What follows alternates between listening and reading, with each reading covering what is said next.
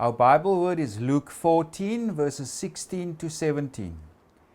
Then he said to him, "A certain man gave a great supper and invited many, and sent his servant at supper time to say to those who were invited, 'Come, for all things are now ready.'" So this is the parable of the Great Supper. And this comes from what is known also as the travel narrative, that is Luke 9 verses 51 to 19 verses 27. And this is lots of material that's unique to Luke. And it's also referred to as the gospel for outsiders, because Jesus gives teaching and parables, etc., and also performs healings where many of those who are outside, the outsiders, the nobodies, they come towards the center. They are accepted as part of God's people. And so that's one important theme to be aware of, and that's relevant for us in this passage. Number one is about the outsiders become insiders. And also the second one is table fellowship and meals. In Luke's writings, especially in his gospel, Luke spends a lot of time on eating. Jesus eating with people, or Jesus gives teaching about eating. And of course it's about the inclusion of Gentiles also within table fellowship. And also for the rich to make their tables, or to invite, to be open to the poor and to eat with them. Because meals at this time, it was a very important way to communicate your identity or your social status. If you were a rich person, you would normally invite people on your same social level, so to speak. And because if you are rich, it was kind of expected that you must extend hospitality, invite your rich friends from time to time, and you also communicate to them, "Hey, we belong together, belong to the in group, the special group, you belong to my group." But even at these meals, people would sit according to rank. And so meals was a way to communicate to others my social status, who you think you are, and also that others recognize you, that they are your peers, so to speak. So remember those two things. Outsiders become insiders, and also table fellowship and meals. That goes along with status, social status. And Luke 14 is full of this, of social status, of meals, outsiders becoming insiders. Because Jesus, he was invited by a Pharisee, and they sat there, and Jesus noticed how they wanted places of honor. Again, it's about status. I mean, the closer you are to the host, the more honorable you are, the higher your social status. So Jesus tells him, don't worry so much about it. Go sit at the lowest place, and then maybe you'll get invited to the highest place of honor. And also, Jesus also says, if you have a feast, don't invite your rich friends and your relatives. Invite the poor, the lame, the maimed, the blind, those who cannot return this meal as a favor to you. And in other words, invite you for a meal in return, because they cannot repay you. So be open to the poor, to the nobodies. Let them also come and eat with you. This is also part of the gospel message, this inclusivity, where everyone's welcome to eat at the Lord's table. And then somebody also made a comment, blessed are those who can eat bread in God's kingdom. And then now Jesus gives this parable of the Great Supper, which is also about inclusion, and also in an extended sense in the invitation of Gentiles also to become part of God's people. Now before I discuss the parable, I just want to give some background in terms of the ancient city.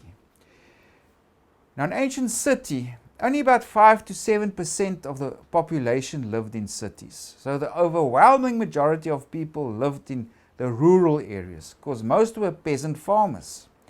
Now, of course, peasants refers to those who live off the land. They have small farms, small holdings, there's small little crops that they live from. So only 5 to 7% lived in the cities. And normally the elite of the city, they normally made 5 to 10% of the whole population. They would normally occupy the center of the city or a prominent part of the city. and together with where the temple is and the palace of the king, and they would be surrounded by a wall, and there was also access control to this part of the city, so it wasn't just as if anybody could go there. And the non-elites of the cities, they would normally occupy the outer areas of the cities. And these were also walled off. And again, watchmen controlled traffic from the various parts. And these walls were also closed off at nights. And these outer areas, there would be ethnic groups would come together, or occupation groups like trade guilds.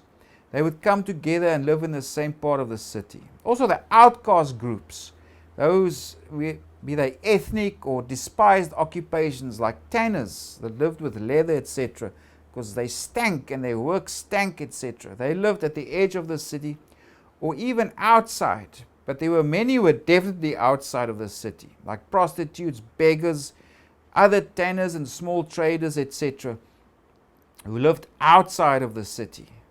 And most inhabitants of the cities were artisans. In other words, on a social scale, they were even lower than the peasant farmers.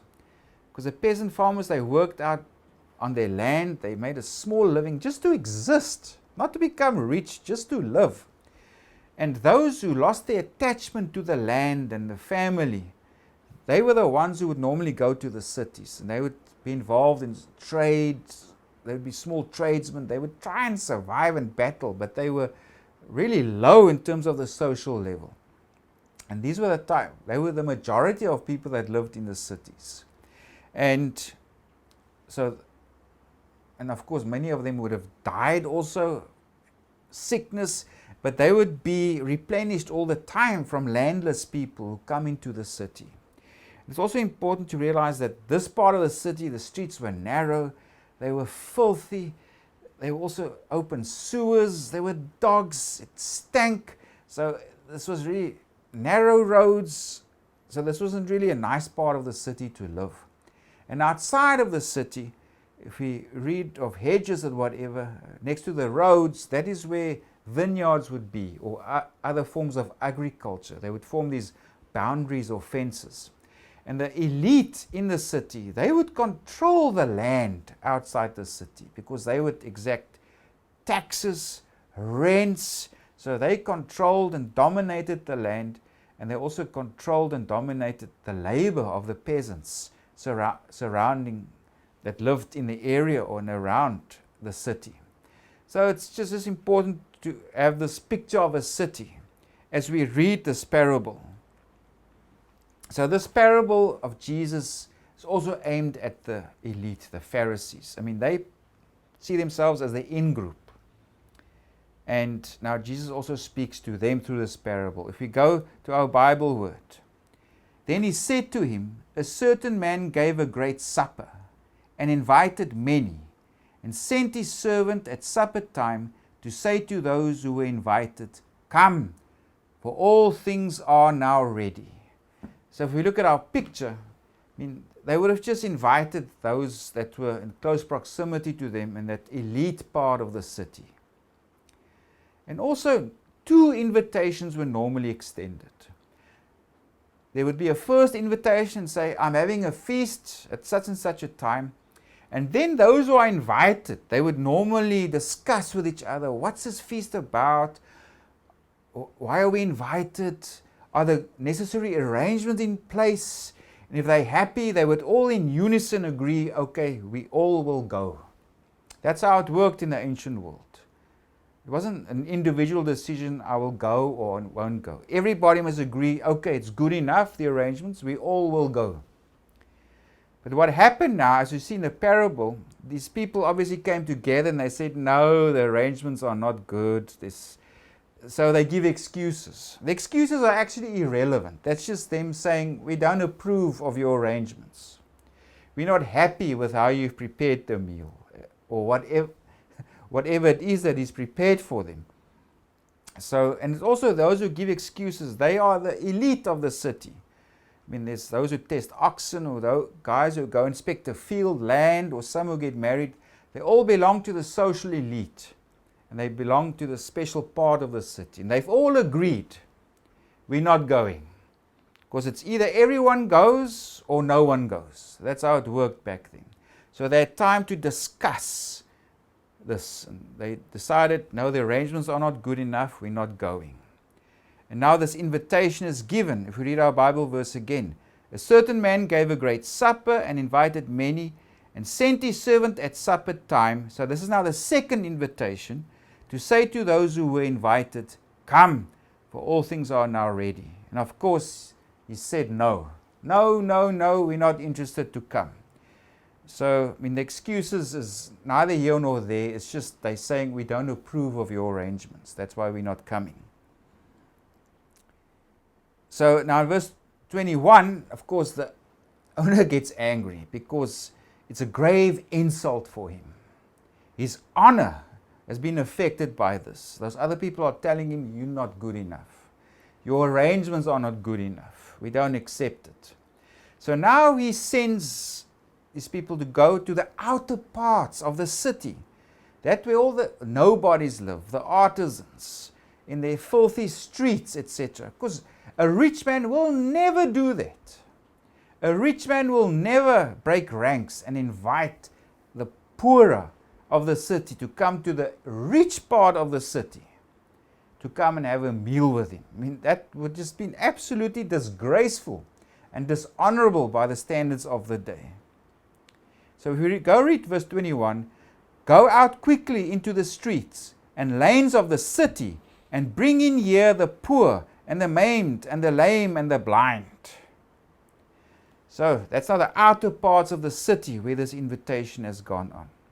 And now the man also tells, or the servant tells his man, well, there's still room left. And now he says, okay. Then the master said to the servant, go out into the highways and hedges. That's, in other words, outside the city. That's where the roads are.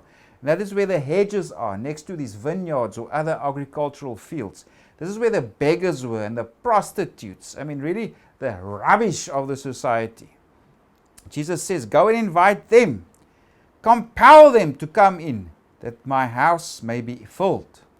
Because if you're an outsider, poor person, you would think it very odd that this rich man would invite you to this special part of the city. Because normally, people won't just be allowed in there. Because it was access controlled. But he says here, compel them, force them to come. Tell them to come here. So of course, the outcasts and the nobodies, they will be suspicious. But now they're forced to come inside. And this parable is about, again, God breaks ranks with a social elite, in a way, so to speak. And he invites the rubbish, the nobodies of society, to come and eat with him. It's also, in a way, telling rich Christians that Luke's addressing. Remember the poor, invite them, break ranks, because the rich of that time, if they associate with Christianity and also the poor of society, they would become suspicious. Hey, what are you doing? You know, why are you keeping company with these people? So it's also a way to encourage them, invite these outcasts to society. And also, in an extended sense, this is God inviting the rubbish and the outsiders, even the Gentiles of the world. Come to this special part of the city. Come have a meal, you are invited. So again, it's about inclusivity. The outsiders become insiders.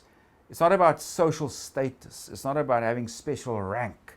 It's about open table fellowship. Everyone is welcome to come and sit at the table of the Lord.